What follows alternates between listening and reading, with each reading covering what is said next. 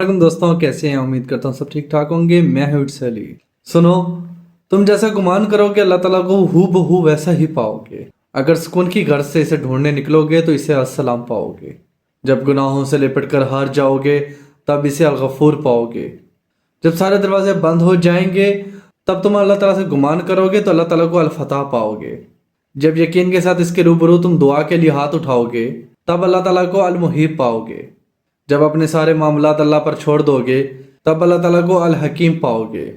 जब अपनी मनपसंद चीज़ की हिफाजत के लिए अल्लाह ताला पर छोड़ दोगे फिर अल्लाह ताला को आप अल हफीज़ पाओगे। जब दुनिया की तमाम मोहब्बतें तुम्हें रद्द कर देगी तो तब अल्लाह ताला को अब अल वदूद पाओगे।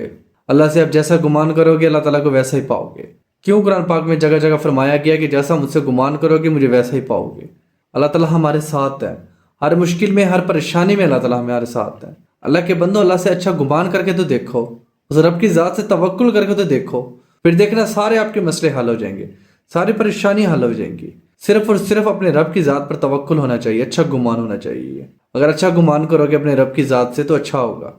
अगर अपनी रब की ज़ात से आप बुरा गुमान करते हैं कि हमारे साथ अब गलत होने वाला है तो फिर गलत ही होगा।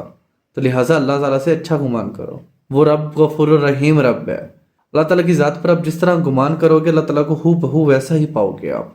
तो अल्लाह ताला से अच्छा गुमान करो, इंशाअल्लाह आपकी ज़िंदगी में सब अच्छा होगा।